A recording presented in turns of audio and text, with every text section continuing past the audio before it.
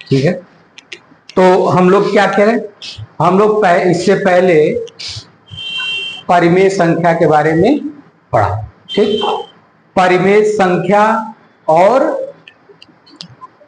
LCM, HCF ये सब पढ़ लिया, तो परिमेय संख्या क्लियर है। ठीक, अब अपरिमेय संख्या, अपरिमेय संख्या किसे कहते हैं? पहले परिमेय संख्या बता दीजिए, परिमेय संख्या का परिभाषा, उसी का उल्टा कर देंगे। परिमेय संख्या जो p बाई क्यू के रूप में लिखी जा सके, और अपरिमेय संख्या ऐसी संख्या जो p बाई क्यू के रूप में न लिखी जा सके, वो क्या कहलाती है? अपरिमेय संख्या। ठीक है, क्या कहलाती है? अपरिमेय संख्या कहलाती है। तो पिछले वाले क्वेश्चन में हमने देखा था, है ना, पहला क्वेश्चन कि √2, √3, √5, √7 अपरिमेय संख्या है। इसको हमने सिद्ध किया कि √2, √3, √5, √7 एक अपरिमेय संख्या है। अब दो संख्याओं का योग, जैसे 3 तो परिमेय संख्या है, लेकिन √5 तुमको मालूम है कि √5 एक अपरिमेय संख्या है।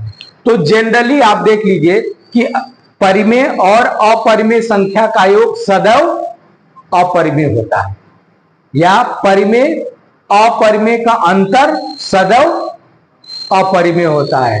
ठीक है, परिमेय और अपरिमेय संख्या का गुणनफल सदैव अपरिमेय होता है। ठीक है, इतना ध्यान देना है। बाकी आपको यह सिद्ध करना है कि 3 + 2√5 एक अपरिमेय संख्या है। इसी जगह मान लीजिए लिख दे 3 + √2 एक अपरिमेय संख्या है ना, या दे दे 5 - 2√3 एक अपरिमेय संख्या है ना। तो जो एक बार एक ठो जैसे आप सिद्ध करेंगे, ये तीनों चारों सिद्ध कर सकते हैं। ठीक है, तो इसको आप ट्राई करके देखिए, फिर बताओ, ट्राई करिए।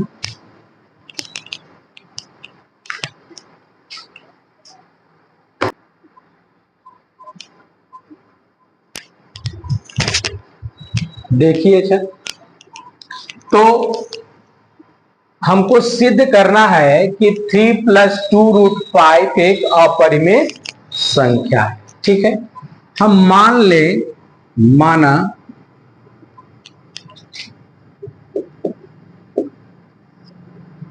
3 जैसे माने थे परिमेय वाले में अपरिमेय सिद्ध करने के लिए, वैसे ही 3 + 2√5 एक अपरिमेय संख्या है। परिमेय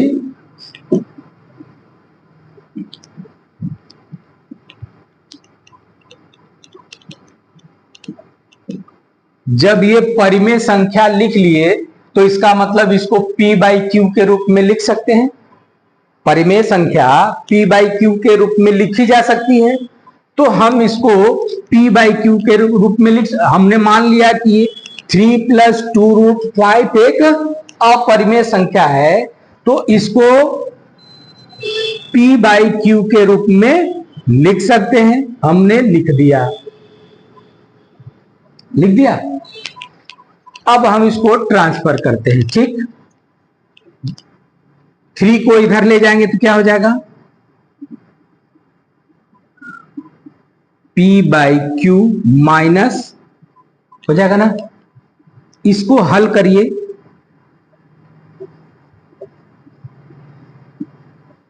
तो ये हो जाएगा p - 3q बटे q। ये p बाई क्यू के रूप में हुआ ना, लेकिन अब ये 2 है। जो हमको मालूम है कि √5 एक अपरिमेय संख्या है, उसको छोड़ के बाकी उधर ट्रांसफर करेंगे। तो 2 को ट्रांसफर करिए तो क्या आ जाएगा?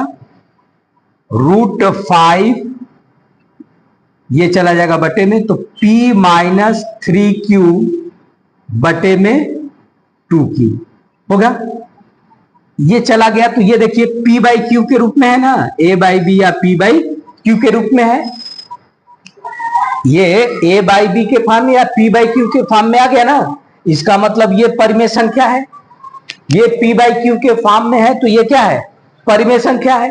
और यह किसके बराबर है, √5 के बराबर है। तो जब ये संख्या परिमेय संख्या है तो ये भी परिमेय संख्या होगा, है ना। तो चूंकि p-3q 2q एक परिमेय संख्या है, क्यों ये परिमेय संख्या है, परिमेय संख्या क्यों है, क्योंकि p बाई क्यू के फॉर्म में है, a बटे b या अंश और हर के फॉर्म में है ना, अंश और हर के फॉर्म है, जहां p और q क्या है, पूर्णांक है, ठीक, परिमेय संख्या है। जब p बाई क्यू ये परिमेय संख्या है तो ये इसके बराबर है, तो ये भी परिमेय संख्या होगा, इसलिए √5 एक परिमेय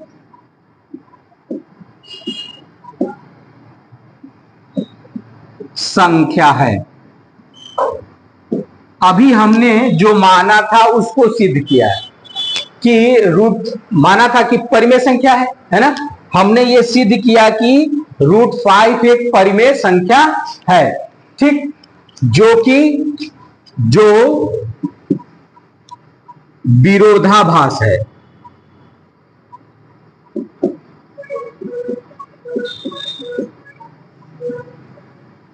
जो कि विरोधाभास है कि √5 हमको मालूम है ना कि √5 एक अपरिमेय संख्या है, तो ये विरोधाभास है। हमने सिद्ध किया कि √5 एक परिमेय संख्या है, जबकि हमको मालूम है कि √5 एक अपरिमेय संख्या है। तो जो विरोधाभास है कि √5 एक अपरिमेय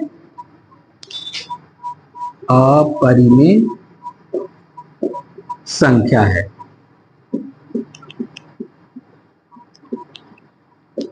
ठीक, इसलिए 3 + 2√5 एक अपरिमेय